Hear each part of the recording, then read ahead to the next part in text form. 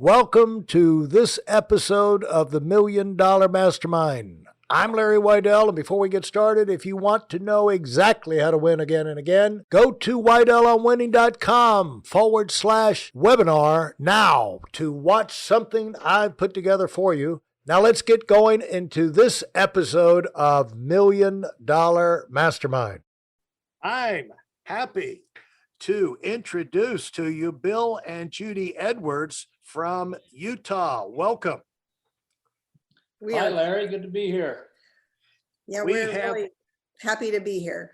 You know, folks, we have special people talking to us now. We've got, I wish, we're going to cram as much as we can, but these people know about winning. They know about winning in life. They know about winning in marriage. They know about winning in raising children, and they know about running a successful business because they started it in their later years, and they've got 7 kids. How many grandkids now?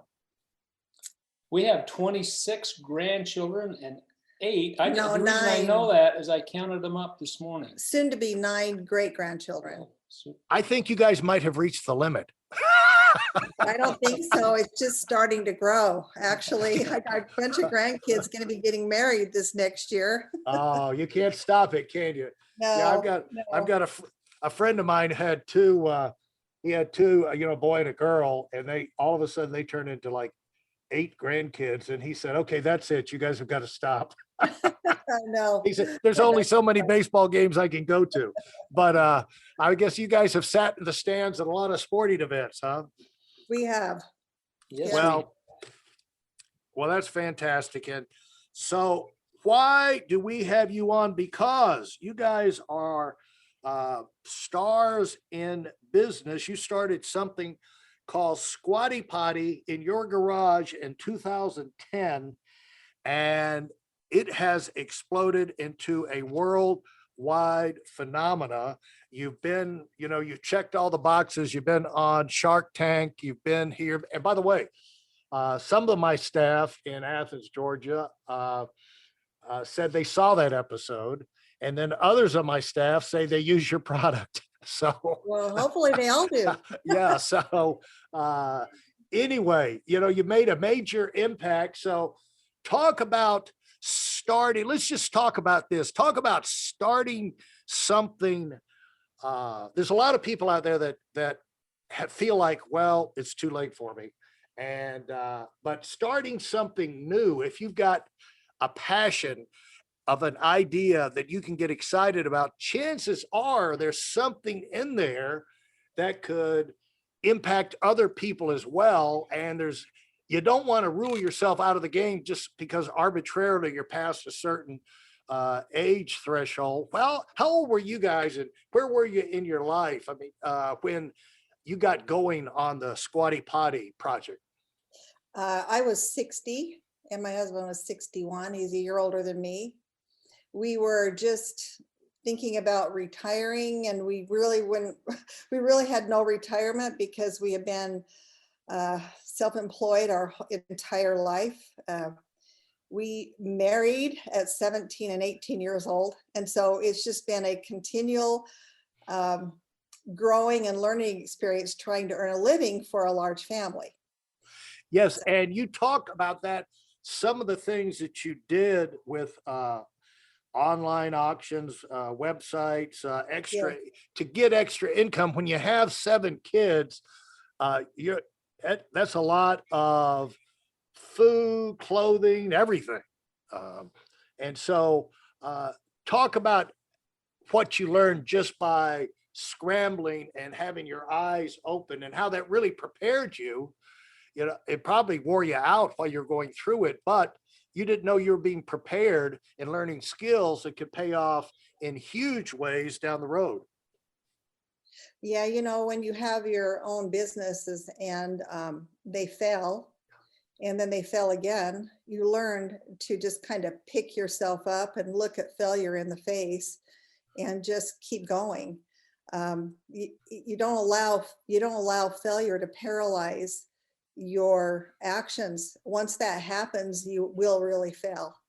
So I think through those years of success and then losing it all and then success and losing it all financially, I'm hoping that we learned that lesson. So we weren't paralyzed at 60 years old to just lie down and roll over. That when this idea came to us and we were looking for some help with retirement, because we didn't even have a home paid for at the time. I think that's when that came along and we found out this product would be very beneficial to a lot of people. We weren't afraid to jump off that last cliff that we jumped off of. Bill, when you, what kind of experience did you have with failures along the way? Did you try businesses of your own or things like that? Yeah, Larry, we've been self-employed almost our entire life. You know, we've done everything from, we built model ships. We sold water softeners. We owned a tire store. We had a feed business, which was quite successful. We bought and sold bulk feed commodities and sold them to dairy farms and feedlots. We had some trucks and trailers, semi trucks and trailers, and so we've done a lot of things. You know, some of them done quite well, and we had some things happen to us that kind of set us back financially there towards the end. And so we were, you know, kind of scratching our head, wondering what we were going to do, and grateful for this opportunity that came along. Well, the thing is that people need to know it's a fact. I mean, you can have the high quality values in life and work ethic, and then still find yourself out on the street because of the economy, because of things happening. And is that kind of what you went through? We did. Yeah, with the feed business. You know, we sold mostly to dairy farms and feedlots. It was all semi truckload commodities, and we dealt a lot with the railroad, bringing in train loads of commodities, and the milk prices went up and down, and feed prices went up and down, and we got caught in a bind where milk prices were extremely low and feed prices were extremely high, and we had a lot of dairies that went bankrupt on us, and so we just kind of got, you know, left holding the bag, and kind of was scratching our heads wondering what we were going to do the rest of our lives at a time in our lives when we were hoping to, like Judy said, kind of slow down a little bit and look at retirement. And but we seen this, and we all kind of, there was Judy and myself and our son, and this idea came up, and you know, we looked at it hard and thought, you know, we think this will work. Judy was smart enough to, we got some prototypes built, and we had about 50 prototypes built, and give them away to family and friends, and boy, within weeks of that giveaway, we started getting phone calls and emails and texts about how great how much they like the Squatty Potty. So with that, that kind of give us the encouragement and the confidence to go ahead with it. Yeah, at some point you've got to have some kind of success to let yourself know I'm on the right track, even if it's doing the giveaways just to get the response, you know, get them out. We give away a lot of stools, and I think that's one thing that you know, that we might interject here is that, you know, you do need to you do need to do your homework and your due diligence, and make sure that you got a product that you feel pretty good about. But then you can overthink it. You know, you can think it and think it and think it and think, wow, is this going to work or isn't it going to work? And at some point, like Judy says, you just kind of have to step off the cliff and go for it. And we realized that and took that big step, and we're really glad we did. What was that moment? What was that moment, would you say? I'm sorry, cut you off there, Judy. Oh, sorry. I was just going to say, well, you know, actually, I can't remember what I was going to say. I'm sorry. That's the old brain. Yeah, we have those senior moments. But well, Bill was talking about at some point, you've got to not overthink it. You just got to make a move. You know, you just got to jump in. And what caused you to reach that point where you realize enough thinking about it, we've got to find something else, and we've got to push this thing? Hey, listen, there's a lot of information online, but there aren't a lot of people who've actually done something. In my case, I've actually built a successful business that's accrued over $5 billion in assets under management and has done well even during trying times. Now, if you want to know exactly how I've done this, go to weidelandwinning.com/webinar now. I've compressed a decade of learning into 5 short weeks just for those of you who want to give yourself an incredible advantage and are tired of waiting and watching others move up. Boy, there's a point in time when we were, we'd give all these stools out to our friends and family, and they loved them and they were working well. And we knew that we couldn't sell a little wooden stool. It was too expensive. And so we had to put some money into the business to have molds made and find a manufacturer for plastic. But that's very expensive. And that was the moment that you have to like make the investment. And we didn't really have it to make. We had a equity line of credit, and we debated whether we should do that or not. But I remember one moment in my kitchen. I'm a religious person. I have a very strong faith, and I was really praying about this, and I just had this very strong feeling come over me one day that this was going to be bigger than I can even imagine, and it wasn't my voice. And I just felt like that gave me the courage to pursue and go forward with this. Yeah, it was really scary at 60 years old, and to have failures and not sure of the knowledge that we had together in order to, we'd never marketed a product before. We really knew nothing about it.